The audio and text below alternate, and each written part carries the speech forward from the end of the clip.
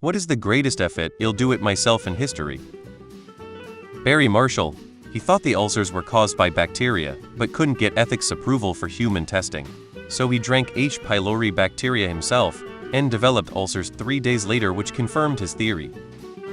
This is very personal for me, but my grandpa, who raised me with my grandma, retired as an engineer, was bored and saw a need for what back then was called mobility equipment.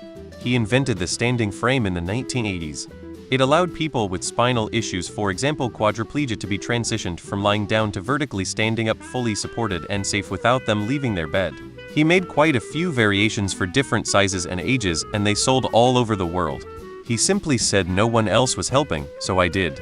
All from our suburban garage in Sydney, Australia. He was awarded an Order of Australia, one of our country's highest honors. He was my hero. Maybe not the greatest, but George Lucas wanted to make a Flash Gordon movie. They wouldn't give him the rights, so he wrote his own space opera, created his own special effects company, and basically became a multi-billionaire by making the biggest money-making movie franchise there ever was, at least for a while. Girolamo Cardano was a mathematician in the Renaissance who was trying to find a generalized solution for the roots of cubic functions.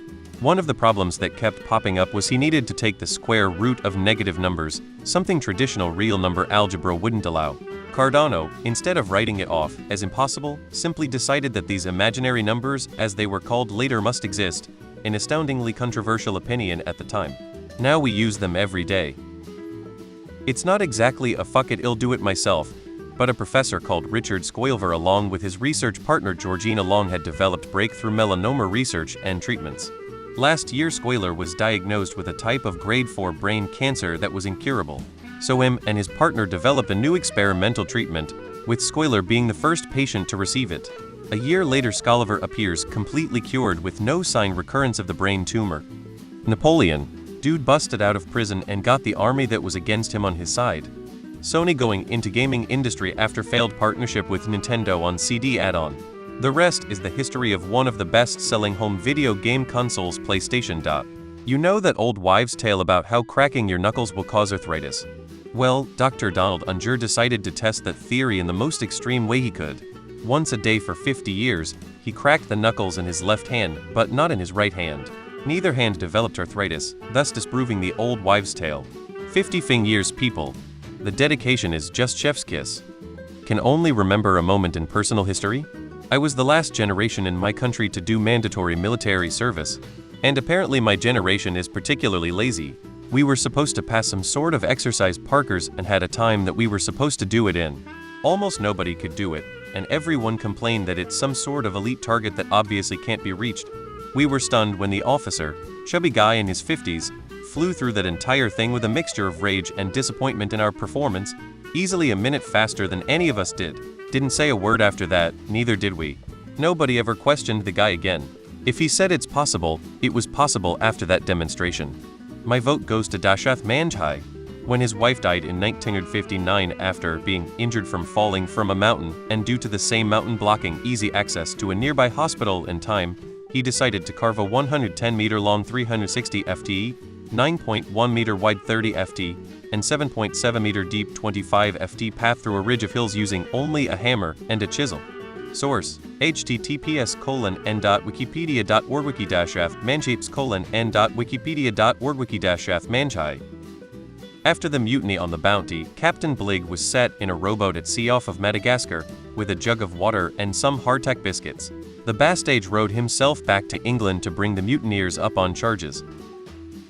I have bought some of the most famous Gran Turismo cars, he would later say, and in each of these magnificent machines I have found some faults.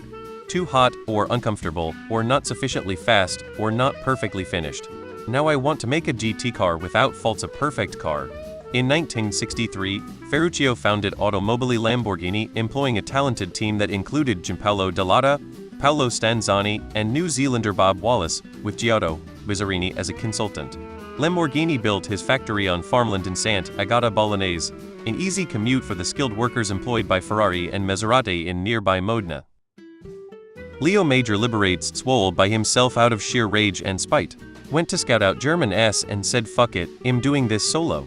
One man vs about 200-300 Germans.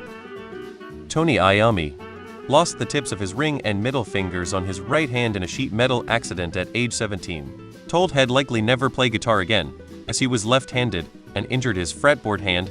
Tommy fashioned his own homemade thimbles and learned to play again. Not having full sensation in his fingers, he found it difficult to play, so he tuned his guitar down to loosen the strings, effectively creating the heavy metal sound Black Sabbath would eventually become famous for. Lamborghini. The company originally made tractors.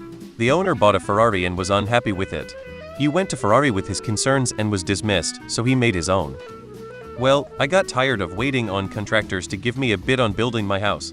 It was either super expensive or a year out, so I said, F it, I'll do it myself. And I did. After the death of her husband, Pharaoh Thutmose Roman II, Egypt was supposed to be ruled by her stepson, Thutmose Roman III. However, he was still a child and Hatshepsut was meant to act as regent until he came of age. F it moment. Instead of merely serving as regent, Hatshepsut declared herself pharaoh, one of the very few women to do so in ancient Egypt. She ruled for over 20 years, expanded Egypt's trade networks, commissioned grand architectural projects like her famous temple at Deir el-Bahri, and established a period of peace and prosperity. MSG Roy Benavides. In Vietnam, he was a U.S. Army Special Forces soldier, and one day in 1968 he heard over the radio that a patrol of 12 Special Forces and 9 Montagnard soldiers were surrounded by an NVA battalion. Benavides jumped on a helicopter, armed only with a knife, to go help his comrades. Long story short, he ended up saving 8 of them in a very similar way to Forrest Gump, killed several NVA soldiers, and took all manner of injuries and wounds from the enemy. In the end, he had 37 separate bullet, bayonet, and shrapnel wounds and lost consciousness on the way back to base. Mistaken for being dead, he was placed in a body bag, but as it was being zipped up by the doctor, managed to spit in the doctor's face to prove he was alive.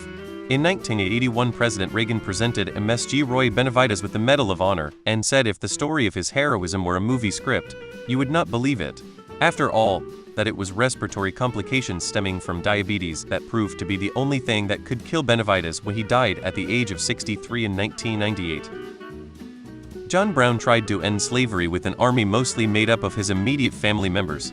I can't remember her name, but I read about a woman who wanted to start her own online college, but couldn't get accreditation from any recognized body in the US, so she then went about founding her own accrediting body, which she did successfully, and naturally the first institution it awarded accreditation to was her online college.